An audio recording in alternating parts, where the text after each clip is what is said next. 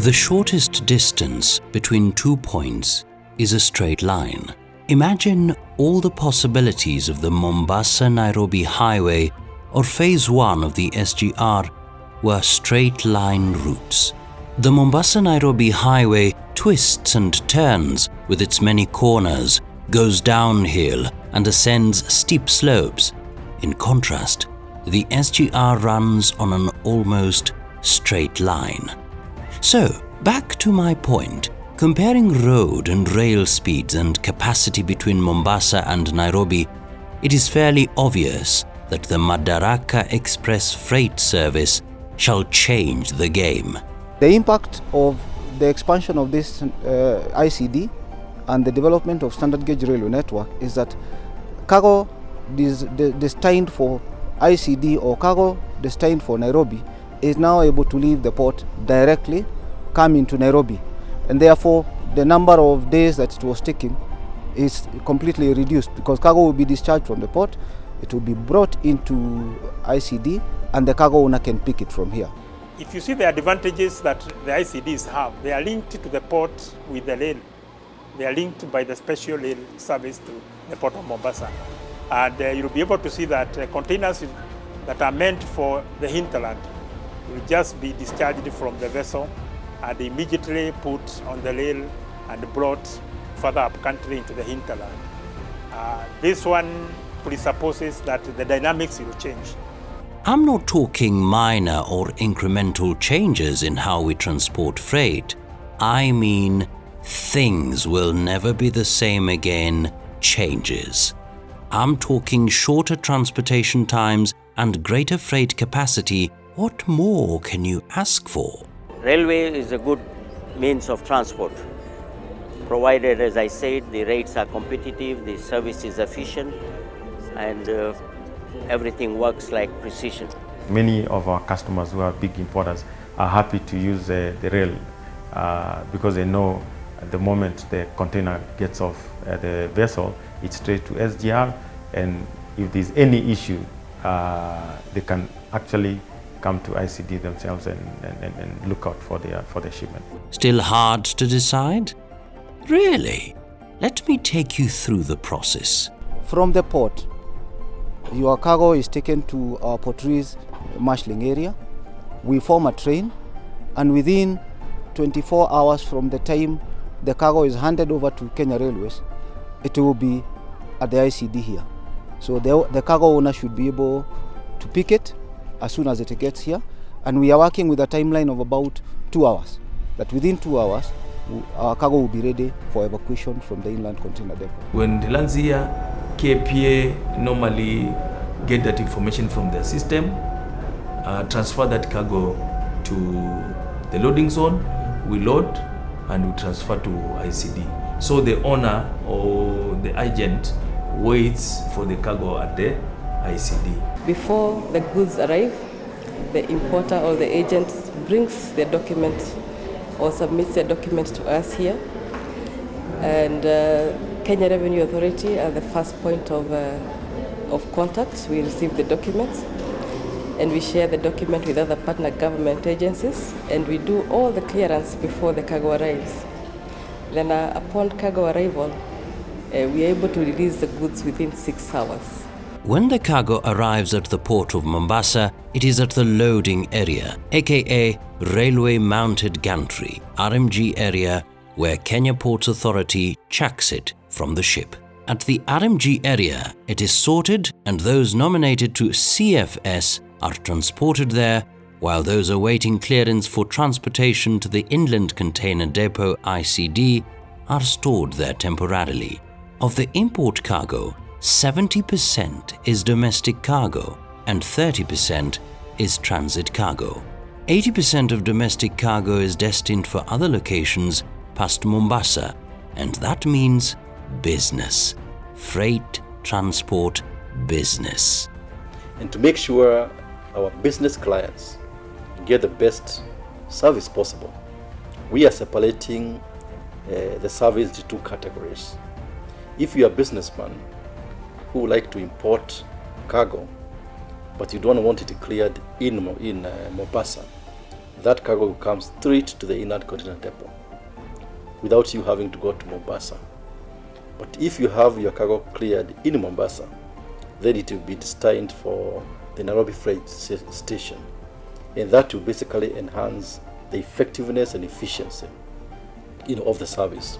This has a great impact on our business because now we are able to go back to our customers and ask for more volume. The freight transport process may take two forms, TBL and non-TBL. TBL, these are containers which are in the product of through bill of lading, whereby they are sold at the port of loading. Once they land here, they are loaded onto the wagons and ferried to an inland container depot in Nairobi. Non-TBL requires you to clear at the port of Mombasa, while TBL allows for clearance at the ICD in Nairobi.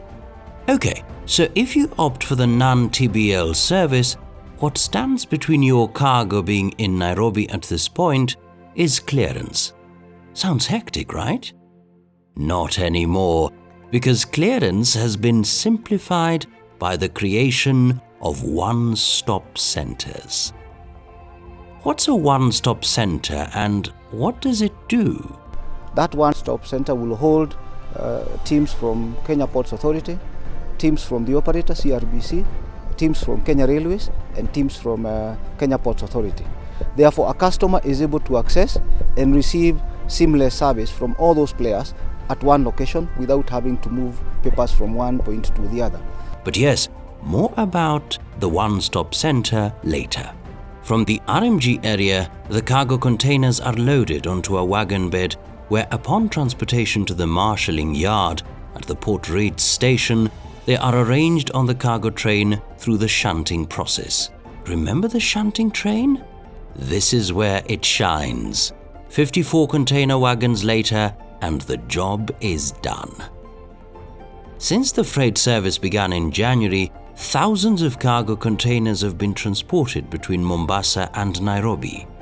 Currently, there is a daily freight service between Nairobi and Mombasa. The cargo transit time is only 8 hours, down from the 3 to 4 days that clients had to bear with for their cargo to reach Nairobi. Apart from the reduced transit time, there are also several quantifiable benefits of the Madaraka Express freight service. Ships which had deserted the port of Mombasa because there were those delays occasioned by lack of space on the boat will now come back and start using the port of Mombasa. There is a lot of certainty.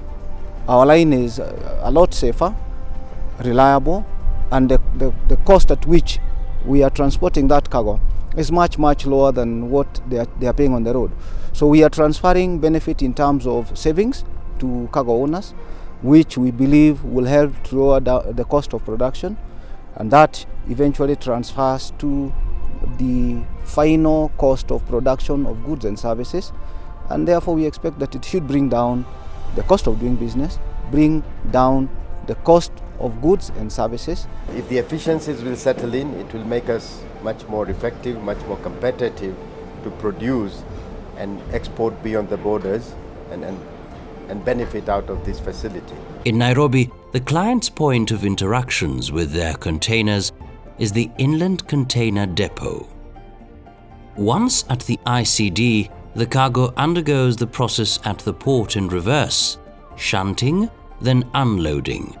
Here, clients using TBL terms have their clearance workload lessened on account of the one-stop centers.